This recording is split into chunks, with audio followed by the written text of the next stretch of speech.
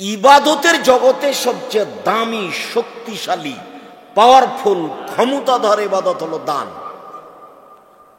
ইবাদতের জগতে দানের চেয়ে শক্তিশালী কোনো ইবাদত নেই। বুঝলাম যে সবচেয়ে দামি ইবাদত সিয়াম, রোজা। এরপরেও সিয়াম রোজা শুধু আপনার উপকার করবে, অন্য কারো উপকার করতে পারবে না।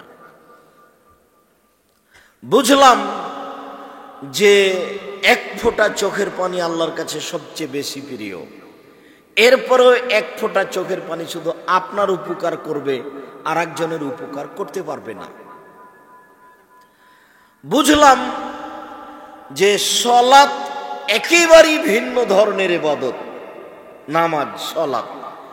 এরপরেও সলাত শুধু আপনার উপকার করতে পারে, অন্য কারো করতে পারে না। কিন্তু দান এমন শক্তিশালী ইবাদত যে আপনার থেকে আরো অন্যের উপরেও ক্ষমতা প্রয়োগ করতে পারে। দান করলেন আপনি আপনার বাপের নামে, আপনিও নেকি পেলেন, আপনার বাপের কবরের শাস্তি বন্ধ হয়ে গেল। এই কথা আল্লাহ রাসূল বলছেন, ইন্না সাদকাতা তুতফিউ হাররাল কুবুরে, নিশ্চয় দান কবরের শাস্তিকে বন্ধ করে দেয়। রাসূল সাল্লাল্লাহু আলাইহি ওয়াসাল্লাম বলেন, ইন্না সাদকাতা সিররে তুতফিউ গাযাবার রাব্বে, নিশ্চয় গোপন দান আল্লাহর রাগ, ক্রোধকে মিটিয়ে দেয়। ও লোক সালাত আদায় করেনি, ও পাপ করেছে, কিন্তু যখন ও দান করে তখন আল্লাহর রাগটা মিটে যায়, কমে যায়, থাকে না। এটার নাম দান। দান খুব শক্তিশালী ইবাদত, যার কারণে কোরআন মাজিদে যেখানে যেখানে আল্লাহ আপনার রুজির কথা বলেছেন, যে শোনো আমি তোমাকে রুজি দিই জমি চাষের মাধ্যমে, আমি তোমাকে রুজি দিই ব্যবসার মাধ্যমে, আমি তোমাকে রুজি দিই চাকরি মাস্টারির মাধ্যমে, আমি তোমাকে রুজি দিই গরু ছাগল মুরগি লালন পালনের মাধ্যমে, যত মাধ্যমে তুমি রুজি উপার্জন করো সবই আমি দিয়েছি।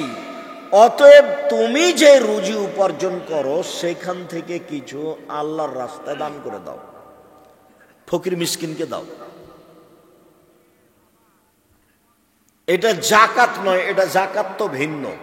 জাকাত তো আপনাকে পিটিয়ে আদায় করে নেবে না পারলে, না দিলে।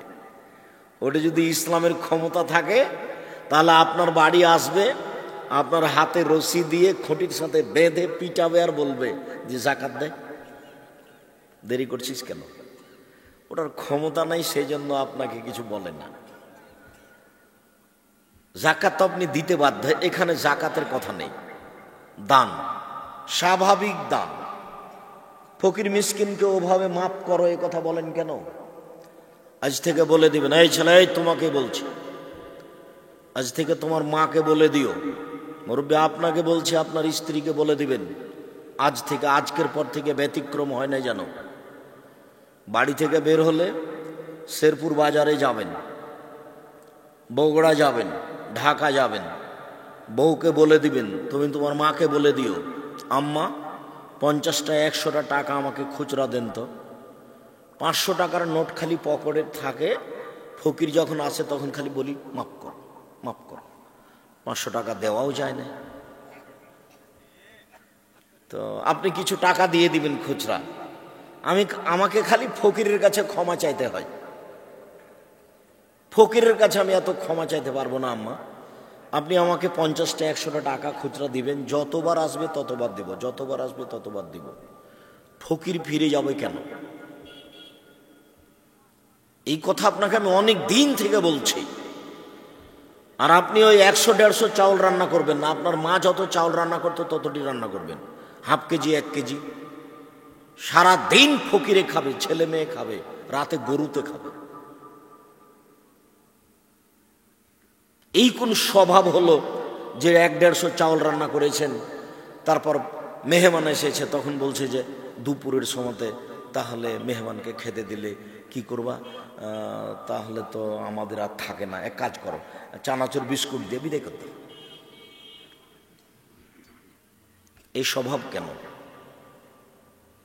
বেশি করে রান্না করতে হবে, মেহমানকে খাওয়াতে হবে। আর যুবক, আমি তোমাকে তো বলেছি, তোমার বউ তো বুঝে না, তোমার বউয়ের তো স্বভাব ভালো নয়, তোমার বউ তো মেহমান দেখলে ভয় পায়। তোমার বলা উচিত, তোমার বউকে তুমি বলে দিও, আম্মা আপনি আমার সাথে থাকবেন খাবেন, আব্বা আপনি আমার সাথে থাকবেন খাবেন, আমার যত বোন আছে, বোনের ছেলে মেয়ে যারা আসবে তারা আমার সাথে খাবে থাকবে, আমার বাপের বন্ধু বান্ধব যত আত্মীয় স্বজন আছে, বংশীয় হোক আর আত্মীয়তার সাথে হোক, সব আমার বাড়িতে আসবে থাকবে খাবে, চিন্তা করবেন না, আপনি আমার সাথে থাকেন। তোমার বউয়ের স্বভাব তুমি জানো না, যে তোমার বড় বোনের ছেলে এসেছে কাল, তো তোমার বউ নাক সিটকানি দেয়। আজকে দেখছি তোমার ছোট বোনের ছেলে এসেছে, তো তোমার বউ বলছে যে তোমার বোনের ছেলেরা কি দিন রাত খাওয়াবো, আজকে বড়টা কালকে ছোটটা। তখন নিরুপায় হ্যাঁ পরিস্থিতি দেখে তখন তোমার মা তোমাকে আর তোমার বউকে বলছে, থাক মা তোমরা ভিন্ন হয়ে খাও, আমার নাতি নাতনি অনেক আছে, প্রতিদিন আসবে, তোমরা এত রান্না করে দিতে পারবে না, আমি বৃদ্ধা মানুষ, যেভাবে করি সেভাবে আমি নাতি নাতনি খাওয়াবো। তোমাকে তো ভারী লাগছে, কিন্তু তোমার মা তো আর ভারী করতে পারবে না। তোমার বোনের ছেলেকে তোমার মা তো আর ভারী করতে পারবে না, তোমার ভাইয়ের ছেলেকে তোমার মা তো আর ভারী করতে পারবে না, তোমার মা তো আর বলতে পারবে না যা এখন আসছিস কেন, তোকে খেতে দিতে পারবো না।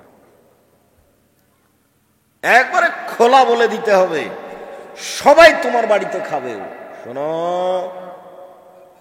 আল্লাহ শুধু তোমাকে আর তোমার বউ দুইজনকে রুজি দিচ্ছিল, এবার তোমার মা আসলো 3 জনকে রুজি তোমার হাত দিয়ে দিবে, এবার তোমার বাপ আসলো 4 জনকে তোমার হাত দিয়ে রুজি দিবে, এবার তোমার বোনের ছেলে এসেছে 5 জনকে তোমার হাত দিয়ে রুজি দিবে। তোমার হাতটাকে কিভাবে আল্লাহ বাড়াচ্ছে দেখো। যত মানুষ বেশি হবে তত তোমার বাড়িতে বরকত হবে। তুমি এক হাতে দেখবা যে 10 জন 20 জন মানুষকে খাওয়াচ্ছ। আর যত মনটা সংকীর্ণ করবে তখন দান করা তো দূরের কথা, ভিক্ষা বের করা কঠিন হবে।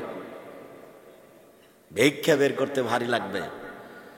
গ্রামের মক্তবের ওই লোকটা যদি এসে 1 পো 250 চাউল চায়, 250, তাহলে তোমার বউয়ের মাথা খারাপ হয়ে যাবে। ইবাদতের জগতে সবচেয়ে দামি, শক্তিশালী, ব্যতিক্রম, ভিন্ন ধরনের পাওয়ারফুল ইবাদত হলো দান। কোন ইবাদতের কাছে টিকতে পারে না। নীতিগতভাবে দান করতে শিখবেন, নীতিগতভাবে ফকির মিসকিনকে দিতে শিখবেন, কৃপণতা কেটে যাবে। আর কৃপণ লোক জান্নাতে যায় না। আল্লাহ রাসূল সকাল সন্ধ্যায় এভাবে বলতেন, আল্লাহুম্মা ইন্নী আউযু বিকা মিনাল বুখলে, হে আল্লাহ তোমার কাছে আমি কৃপণতা থেকে বাঁচতে চাই। তাহলে কৃপণতা কি জিনিস, যার থেকে নবী দিন রাত বাঁচতে চাইতেন। আল্লাহ তুমি আমাকে কৃপণতা থেকে বাঁচাও, আল্লাহ তুমি আমাকে কৃপণতা থেকে বাঁচাও। আবার রাসূল সাল্লাল্লাহু আলাইহি সাল্লাম বলছেন, সালাসাতুন মুহলিকাতুন সালাসাতুন মুনজিয়াতুন, 3 ধরনের কর্মে মানুষ ধ্বংস হবেই। 3 শ্রেণীর মানুষ ধ্বংস হবেই। তার 1 শ্রেণীর মানুষ হচ্ছে সহুন মুতা, কৃপণতাকে মেনে নেয়, যে 10 টাকা দান করতে চেয়েছিল তারপরে কোন এই বাচ্চা, ছেলেটা আপনার সামনে দিয়ে হাঁটছে কি করে, ও তো কথা বুঝে না, কিন্তু আরেকজনের তো ক্ষতি করছে। খুব সাবধান, কোনো বাচ্চা উঠতে চাইলে কিছু সময়ের জন্য তাকে আটকিয়ে রাখবেন। আর দয়া করে আপনি এখন কোনো পেশাব পায়খানার আমাকে প্রয়োজন দেখাবেন না, অল্প সময় পরেই যাবেন। আপনি মনে করবেন না যে আব্দুর রাজাক সাহেব এসেছেন তাতে কি হলো, বাদাম খাবার বসে থাকবো? এই নোংরা আচরণ আমাকে দেখাবেন না, আপনাকে আমি অনেক ভালোবাসি, আর বগুড়ার লোক হিসেবে আরো ভালোবাসি।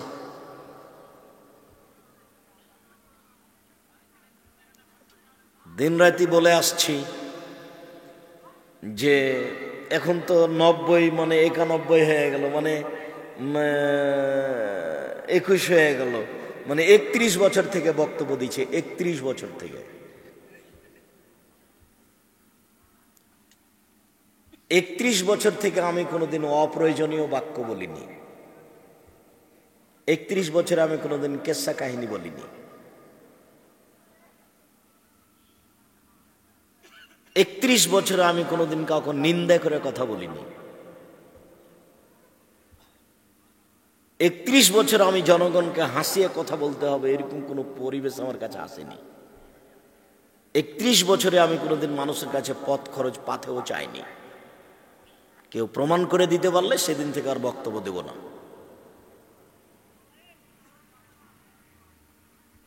কাজেই যদিও আশা এখন কঠিন, আপনার ভালোবাসা অনেক, তবু আমি সময় করতে পারি না। চলে আসলে ভাই বোন আত্মীয় স্বজন ছেলে মেয়ে খালা ফুফু সবাই আসবেন সম্ভবপর, আমি আপনার কিছু না কিছু উপকার করবই করব ইনশাআল্লাহ। কিছু না কিছু উপকার করবই করব ইনশাআল্লাহ। যদি জানতে পারেন যে আব্দুর রাজাক সাহেব এসেছেন, তাহলে আশেপাশে কেউ আসবেন না। আপনি তো বহুদূরের কথা, হিন্দু যদি আসে আমি তার কিছু উপকার করব ইনশাআল্লাহ। কত হিন্দু বক্তব্য নিয়ে দিন রাত পড়ে আছে, কানে লাগিয়ে রেখেছে, কত হাজারো হিন্দু, কত হাজারো হিন্দু তার পারিবারিকভাবে এই কথাগুলি কাজে লাগাচ্ছে। এটা হিন্দু যদি মানুষকে দান খেরাত করে তাহলে তার বাড়িতে শান্তি অবতীর্ণ হবে দুনিয়াতে, মারা গেলে শেষ। একটা হিন্দু মানুষের দান ইহকালে সুবিধা দিবে, পরকালে কোনো সুবিধা দিতে পারবে না। ওটা লা ইলাহা ইল্লাল্লাহ ছাড়া টিকে না। আগে বলতে হবে আশহাদু আল্লা ইলাহা ইল্লাল্লাহ ওয়া আশহাদু আন্না মুহাম্মাদুর রাসূলুল্লাহ, আমি সাক্ষ্য দিচ্ছি আল্লাহ ছাড়া কোনো মাবুদ নেই, আমি সাক্ষ্য দিচ্ছি মুহাম্মদ আল্লাহর রাসূল। এই কথা বলার পরে যদি 10টা টাকা দেয় তাহলে এটা আবার পরকালে পাওয়া যাবে, তাছাড়া এটা হবে না। ওইটা দিয়ে সিরিয়াল। কথাটা এসেছে খুব শক্ত করে বলে রাখলাম, মনে রাখিয়েন। রাসূল সাল্লাল্লাহু আলাইহি সাল্লাম বলেছেন, মানুষের অর্থ সম্পদ 3 ভাগে বিভক্ত। মানুষ যা উপার্জন করে তা 3 ভাগে বিভক্ত। 1 মা কালা ফাফনা, যা খেলো তা নষ্ট হলো। ওমা লাবেসা ফাবলা, যা পড়লো তা পুরাতন করলো, পুরাতন হয়ে নষ্ট হয়ে গেল। ওমা আতা ফাক্তানা, যা দিল তা জমা থেকে গেল। যা দান করলো তা জমা থেকে গেল। এটা কাউকে বুঝাতে হবে না। যেটা ফকিরে বলে সেটাই ঠিক, কিন্তু আপনার কৃপণতার কারণে আপনি ফকিরকে ভালো করে ভিক্ষা দিতে পারেন না। আবার ভিক্ষা দিচ্ছেন কোনগুলো? ধানের সময়তে ভালো ধানটা উঠিয়ে রেখেছেন, আর পাতানোকে কি বলো তোমরা? চিটা। চিটা ধান পাতান ধানের সাথে আবার কিছু ভালো ধান মিক্স করে রেখেছ ফকিরকে দেওয়ার জন্য। ফকিরকে ফাঁকি দিয়েছ, কিন্তু আল্লাহকে যে ফাঁকি দেওয়া যায়নি। তোমার বউকে বলে দিও, তোমার মাকে বলে দিও, স্বভাব পরিবর্তন করে যেন। এই ছেলে, কথা কাঁধে করে নিয়ে যাবা। তোমার মা ভালো ধান দিতে বাধ্য, তোমার বাপ ভালো ধান দিতে বাধ্য। তোমার বাপ, তোমার 14 গোষ্ঠী ভালো ধান দিবে। ধর্মকে তোমার বাপ তোমার মা ফাইজলামি পেয়েছে, পাগল পেয়েছে। কি মনে করে এটা তো বগুড়া, এটা তো গাইবান্ধা রংপুর। বনে যদি জমি চাই তাহলে তার একবারে মাথাতে রক্ত উঠে যায়। বনে কেন জমি চাইলো? বেটা, বনে জমি তোর চেয়েছে না ওর বাপের চেয়েছে? আমি আব্দুর রাজ্জাক বিন ইউসুফ আমার বাপকে কবর দিয়েছে, জমি ভাগ করেছি। বলে না কেন কোনো মায়ের বেটা আমাকে যে আপনার কি অবস্থা? যদি আমি জমি যাই না, আমার ছোট ভাই জমি চিনে না। আমার ছোট ভাই বরিশাল মডেল কলেজের শিক্ষক, ও জমি চিনে না। আর এটা তো বগুড়া, কষ্ট পাওয়ার কি আছে আপনার? আপনার বাপ মারা গেছে 10 বছর হলো, এখনো আপনার বোন জমি পায়নি। আপনি জমি সকালে নিবেন আর আপনার বোন জমি বিকেলে নিবে, এটাই প্রমাণ করেন দেখি। 24 ঘন্টা পার করা যাবে, এটাই প্রমাণ করেন দেখি। দেখি এমন কোন মায়ের বেটা আছে যে মাটির উপরে জীবিকা নির্বাহ করে, প্রমাণ করে দিতে পারে যে ভাই জমি সকালে নিবে আর বোন জমি বিকেলে নিবে। আপনার বোনের ও বাপ একটু কম নাকি? ওর বাপ হওয়াতে কিছু ঘাটতি আছে? তো জমি এত দেরি হচ্ছে কেন? আমি কষ্ট পাওয়ার জন্য কখনো এই কথা বলিনি যুবক। তোমার বাপকে আমি কুকুর শ্রীগালের চেয়ে খারাপ বলতে চাইনি, কিন্তু আল্লাহ বলছেন বুঝেও বুঝে না ওরা অন্তর আছে, বুঝে না, দেখেও দেখে না ওরা চক্ষু আছে, দেখে না, শুনেও শোনে না ওরা কান আছে, শোনে না। উলাইকা কালানাম, তারা পশু প্রাণীর মতো, তারা গরু ছাগলের মতো, তারা কুকুর শ্রীগালের মতো, ভালো আজাল বরং তার চেয়ে খারাপ। কুকুর শ্রীগালের চেয়ে খারাপ কে? গরু ছাগলের চেয়ে খারাপ কে? বলে যে বাপের জমি জায়গা বাড়ি ঘর আছে, কাজ করতে পারে, তবু যৌতুক নিয়েছে, সেই কুকুর শ্রীগালের চেয়ে খারাপ।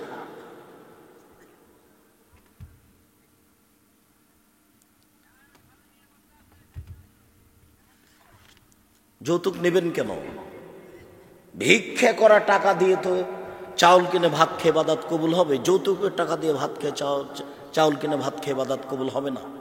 মোটা কথা।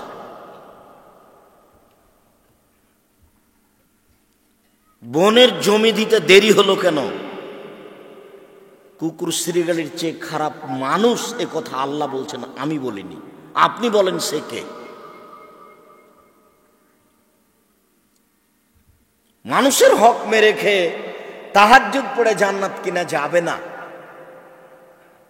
জমি জোর করে দখল করে তাহাজ্জুদ পড়ে জান্নাত কিনা যাবে না। সমাজে নেতৃত্ব দিয়ে মানুষের উপরে জুলুম করে, মানুষকে জেলে দিয়ে, মানুষকে অপমান করে জান্নাত কিনা যাবে না।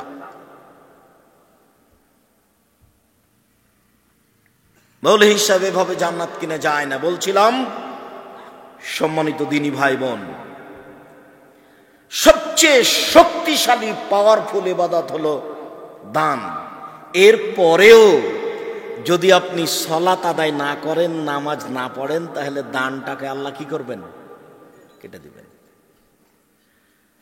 এবার বলেন তো দেখি,